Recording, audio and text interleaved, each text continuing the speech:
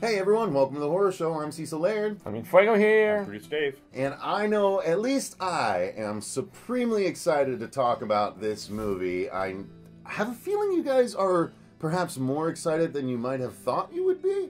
I'm just assuming, though. I know I am, to be honest.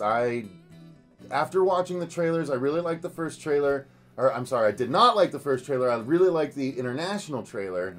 And because they showed less shark. And I was really worried it was going to be just the bigger version of a sci-fi movie. And while, yes, that could be a description, I will say that it is more than just a bigger version of a sci-fi movie. And right up front, I'm going to say I liked it. And you guys, if you complain about the CGI of a 70-foot shark, then go piss up a rope, okay? Because, yes, there is no 70-foot shark for us to get footage of, okay? It's bound to be CGI, so go into it expecting that and just deal with it and appreciate the level of the CGI that we're actually getting, because I was happy with it. We need one as big as a boat, like in Jaws the Revenge. Oh, it's bigger than that. So, yeah, overall, I enjoyed it. Fuego. I definitely didn't love it. I found myself a lot more critical as I was watching it than I was after the fact, as I was just kind of like mulling some things over in my head. I think one of the problems for me is the fact that I just read the book. And I did not like a lot of the changes. And I felt like they were very, very major ones. But, and that's why after walking out, I've been trying to look at it as its own kind of thing. And I'm wondering if maybe I shouldn't have read the book before. Yeah.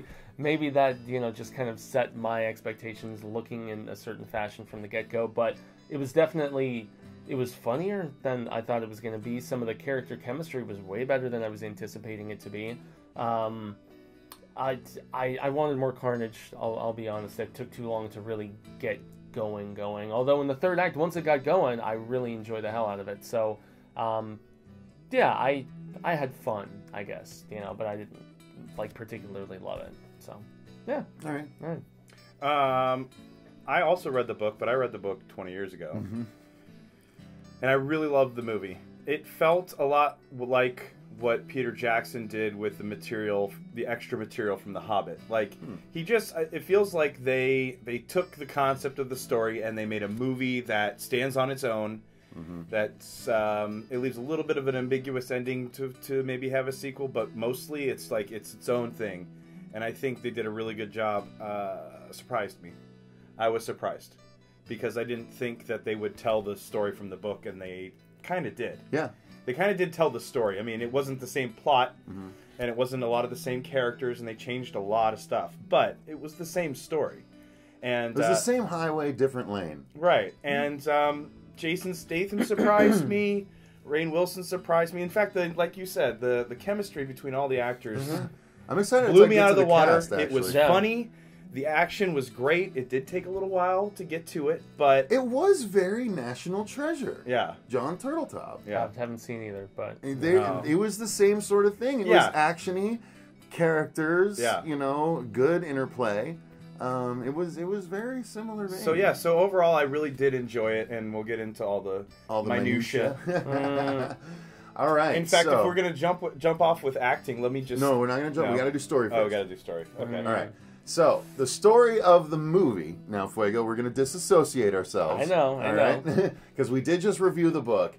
But yeah, so the story is about Jonas Taylor, who is a deep-sea submersible pilot, who is sort of a rescue diver, at least in this version of it. Mm-hmm. And he has had an encounter with something.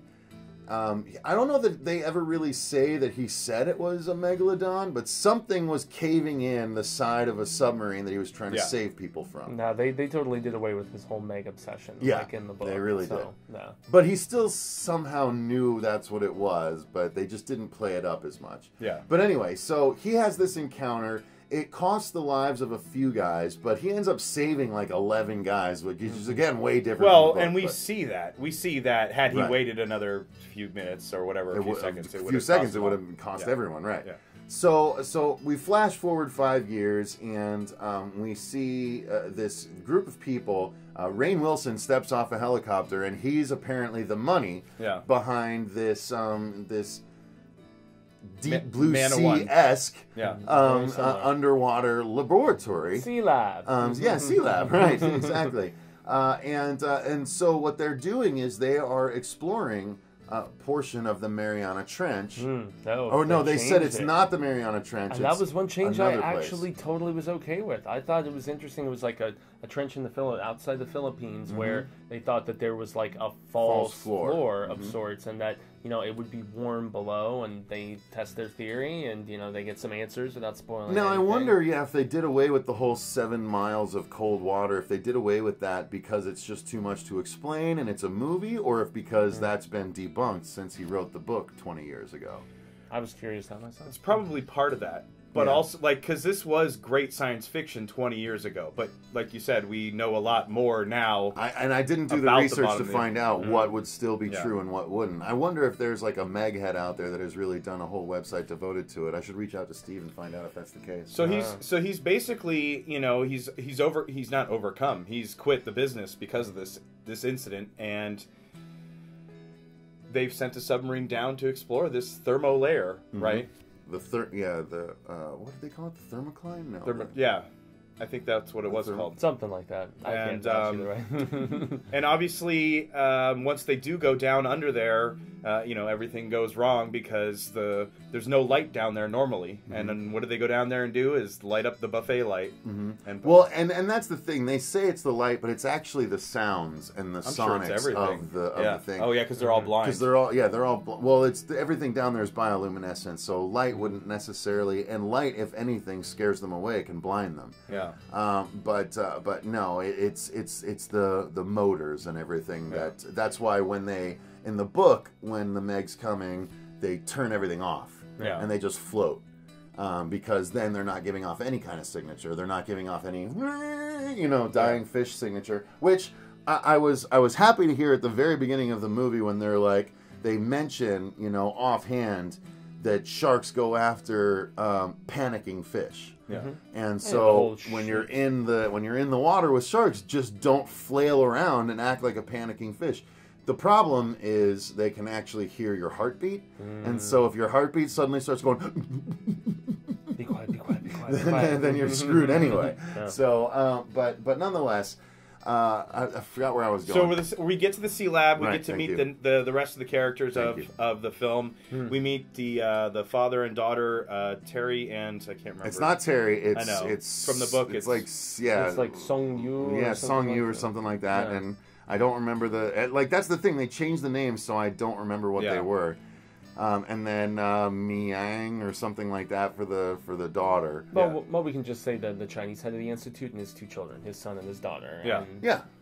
And all the other ancillary characters who are on board who will be a part of the rest of the film. The black comic relief. Yeah. Who played it up, man. Also the fat funny guy. Yeah.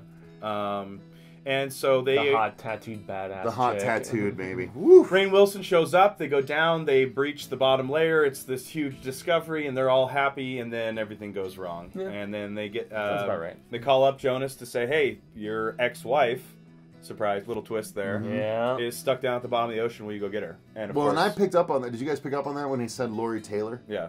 As soon as he said Lori Taylor, I was like, "Oh my God, I know what they're doing." But yeah. So Jonas gets called in.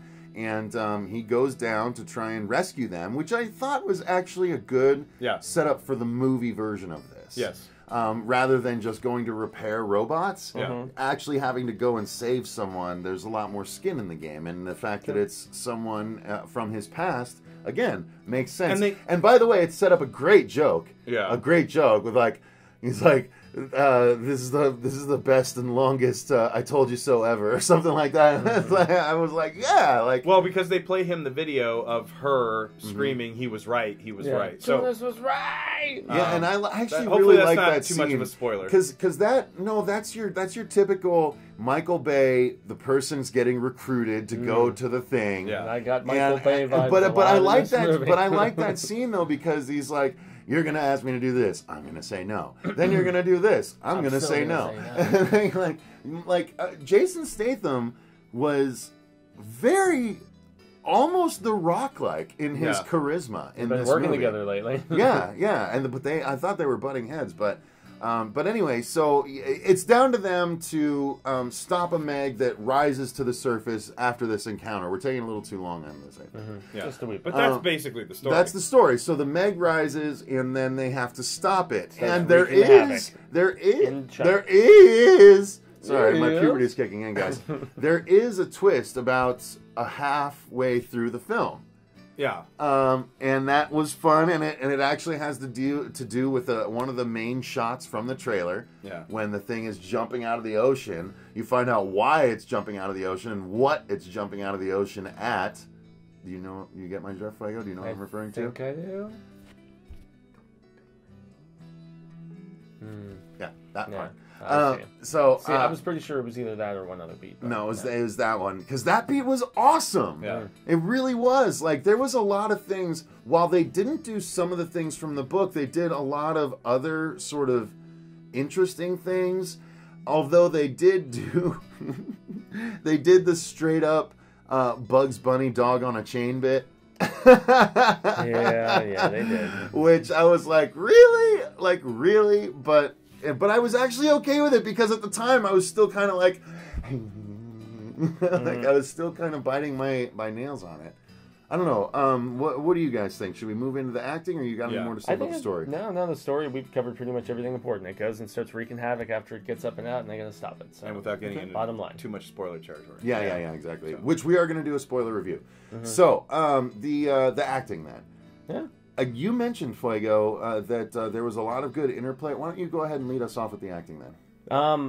I honestly didn't like Statham very much in this role. Really? No, he didn't win me over. He had glimmers where he almost did, and it was notably scenes with the young girl. I thought he was very Li Bingbing. The daughter of Li Bingbing.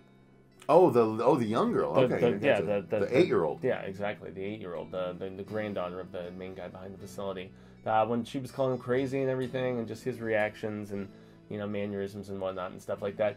I don't know. He's likable enough to me. He wasn't super transport or cranky, whatever, in this, but he still didn't feel like Jonas to me, like from the book. And that's once again where I just had just a lot of. I'll bet you would have enjoyed it more for his aspect if you hadn't read the book first. It was the way that he was written, and especially in some of the scenes, he felt very much like Jason Statham. Yeah. To me than he did, the character from the book. But I like Jason Statham. I mean, ever since the one you took me to, Spy, I found him. Spy was hilarious. I found him very, very amusing, and so he wasn't bad in this. He just didn't feel like he embodied the character to me. And so once again, that's where these clouded judgments of things. But I love the supporting cast. I thought that Ruby Rose's Jax was just a funny enough bit of just like. I'm a badass lady kind of thing. She usually brings that, whether it's in What is she from again, Dave? She was in a couple Resident Evils. And Orange is the New Black. Yeah. She was also in another big A vehicle. Yeah. The way I describe her is Negasonic Teenage Warhead in about 5 years. Yeah, more or less. Yeah. So.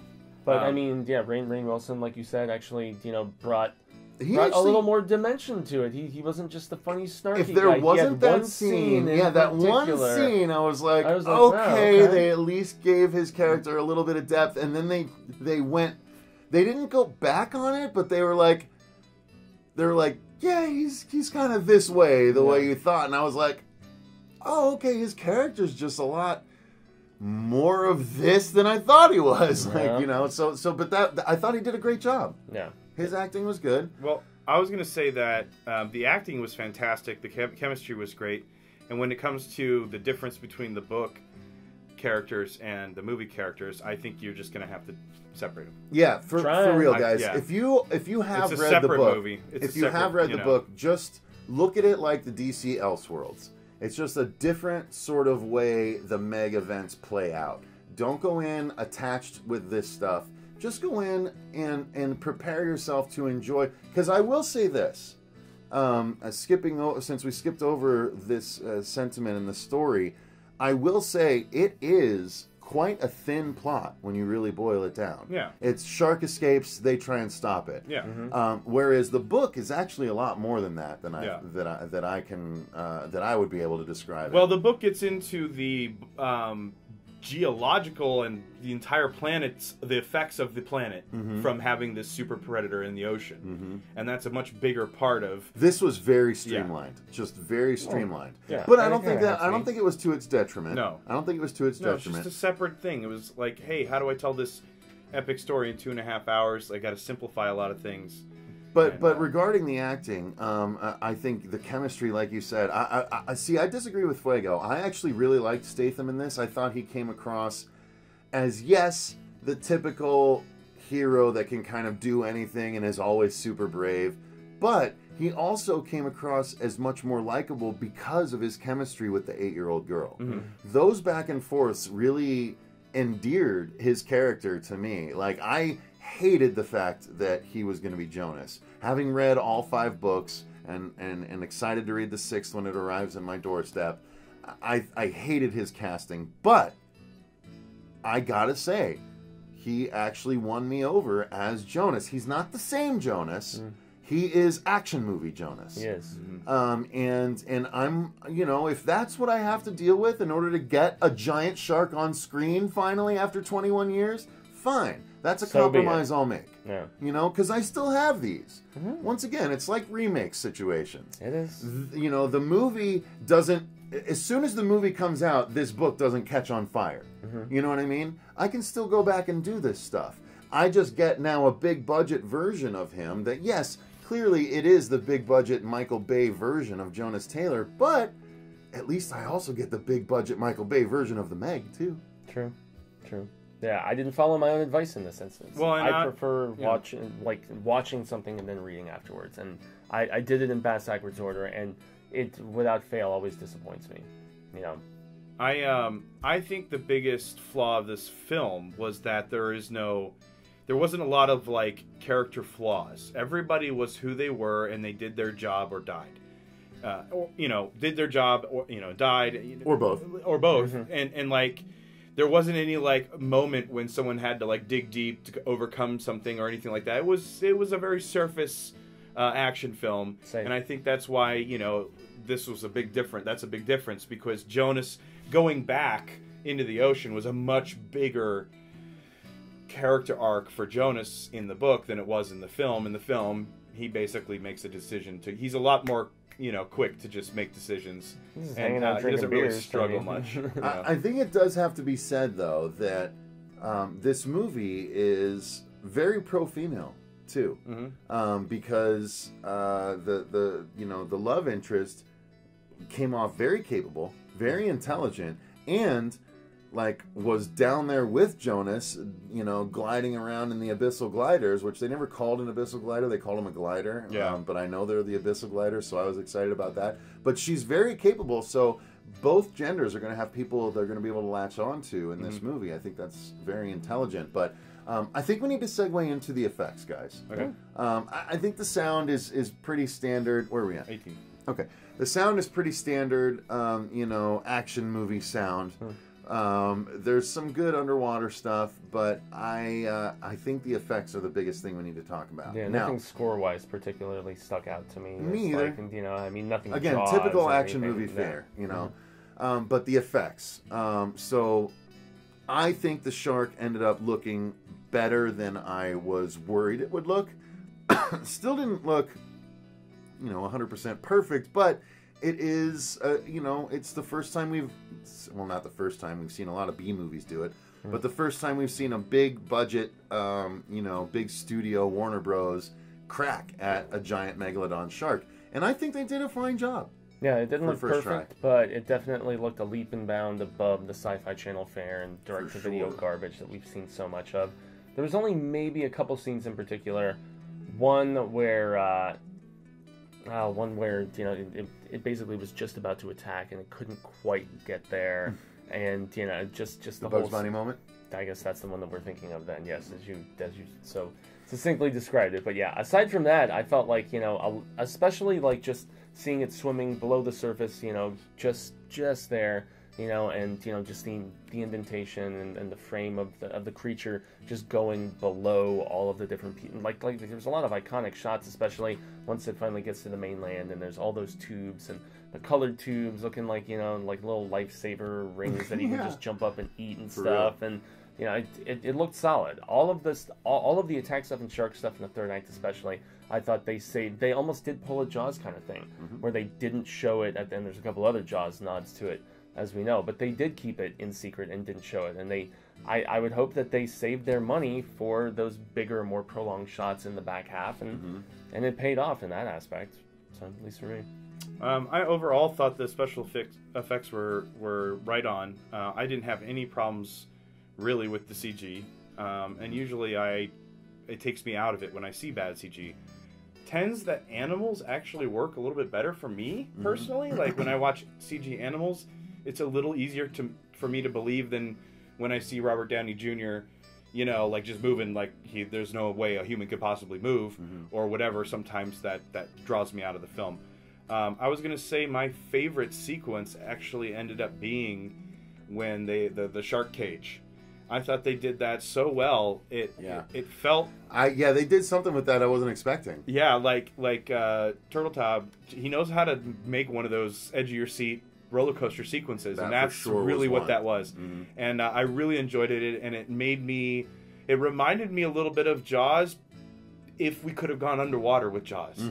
Like, if we could have gone underwater in the Jaws movies, like really underwater, that's what I feel like they did with the Meg, and he updated it and modernized it, took a little bit of this, a little bit of that. Right. And I think overall the special effects were fantastic, and I really, like I said, that was the scene that really stood out. I also really enjoyed, we were talking a little bit about the sound, when the Meg was swimming in the trailer shot where there are all the people on the ocean. When the Meg's swimming under him, you hear the music from above, and it's sort of like this underground, and you realize how it's like this is a buffet for the shark. And why isn't he just eating all of them, or she? And well, because it was none of them were fleeing yet. Right. It was only when they caught wind of them. Yeah. Like that's the thing. Like all their heart rates were low. Yeah. Well, yeah, exactly. It's like that's the ironic thing. Like that thing is just swimming around amongst them, and then oblivious. Once someone sees it and yells "shark," and they all start going, "Oh crap!" and then all of a sudden it's like, "Oh, food! Ding, ding, ding, ding, ding!" Like they literally ring their own dinner bell. Yeah. And that's the scene of carnage that we really get, that we're hoping for, which is a good lead-in to the brief discussion, because we do have to wrap up pretty quick. The PG-13 versus R-ness of it. This is the scene where I was like, okay, if this was R, this is where it would really shine. However, it would definitely play as a different movie. It would play, to me, as Piranha 3D. Or 3DD. No, like, not that bad. No, to me, it would play as Piranha 3D. I don't know. When they all finally started getting chowed on at the water park, that was the only good part of that movie. But that part was I'm saying, but it was bad. But it didn't go into silly territory like the second Piranha movie did. The second one definitely did. You're right. But this one, I thought this one was good, even though there wasn't a lot of gore per se. There was a good amount of random people death, more than I thought. But I still think it was a smarter Here's the thing. While the horror fan in me was a bit bummed that we didn't get the gore, walking out of the theater and seeing 10, 12-year-old boys and girls walking out and like happy and like looking at their parents and talking about it, I'm like, that's why you make this movie a PG-13 movie. Because then I would have gone to see it and I would have fallen in love with sharks. And it's not worth it for me as in this instance. It's not worth it for me to get those couple of extra flashes of gore to alienate a huge percentage of the audience that just couldn't go because it was rated R. Right. Well, and that's my opinion on this. I don't really feel like they skimped on the gore necessarily. They just were creative where they used it. Yeah, very little. They were creative. I mean, it was mostly the shark. I did like when there was one in particular when it attacked, and then the wake was red. Right. Like, that was creative. I was like, oh, that's a good illusion right there. They did a couple good things like that. And then when, someone else died, left a hand behind. They picked an arm out of the water. So I mean, there was gore in it. Yeah. It was more selective, Right. and they were a little bit more restrained with it than you would be in like a B shark movie. Right. Yeah. Fuego, your thoughts on it? I don't know. Like I said, I enjoyed the look of the shark and everything, but I thought the kills were boring in this, man. I thought they were really boring, and I was expecting like the whole like vacuum ginormous mouth effect and sucking down a ton of people. I shouldn't have had him read the book. But I felt like there was a lot of jumping, like just there's someone You're hanging Marsha on the Parkering carcass this of review a right now. there's someone hanging on the carcass of a whale, and it's gonna jump up and bite the person on the. I had a lot of problems with this movie. I'm really trying to be nice. I didn't feel it the way you guys did. I didn't. So. No. All right. Yeah. Well, anyway. if you didn't, you didn't. You know, yeah. that's fine. We can have dissenting opinions on it. Yeah, I was expecting more creative kills. I felt like everything was safe and just I don't know. Well, I don't know how many creative kills you can get. It's a giant shark. It's True, like, but I there's mean, not like that much you but can like do. the stuff that I just said, though, I was expecting more of that sort of thing, and so All right. I don't know. Fair enough. I enjoyed the hell out of the characters in this, and I thought the effects were good, and but man, I don't. You weren't as big a fan as us. All No. I enjoyed my popcorn. Yeah, that's all it was. It was a popcorn summer movie. It wasn't the book, but it was still at least enjoyable for what it was. It had the heart of the book, I felt. Yeah. You know what I mean? Like it was the story of a giant shark rising from the bottom of the ocean. And it took 21 years to make. So of course it's changed a lot. And thank God it was funny. That was my biggest thing. Same I here. was so surprised how funny it was. I thought the entire audience was laughing at least 15 or 20 times throughout the film. So it's an enjoyable film to watch, even if you don't like it. Yeah, I still had fun. There was an audience, an applause break too at Yeah. one point. Brief applause break when there was a reveal. By the way, the awesome Jaws homage was the dog's name. Actually, the dog in the trailer that you see is called Pippin, which is a throwback to the dog's name. I think it was Pipette.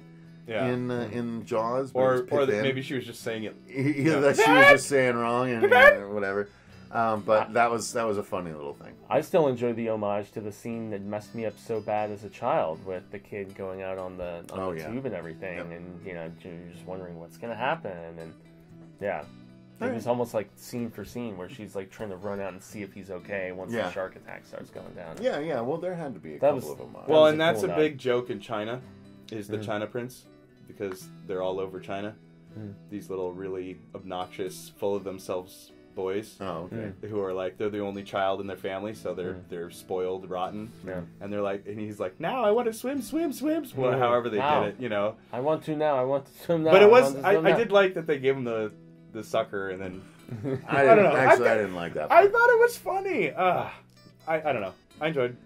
All right. Well, I think that's going to do it, guys. We got to wrap up our non-spoiler review. Stick around or come back to our next video if you want to watch our spoilers. But thanks very much for watching. Thank you very much to our patrons for supporting the channel. We hope you appreciate this early review of The Meg. And until next time, I've been Cecil Laird. Gracias, Jaime, and Fuego. I've been Producer Dave. Let us know in the comments down below if you're excited or not. And remember, stay scared. Just keep swimming.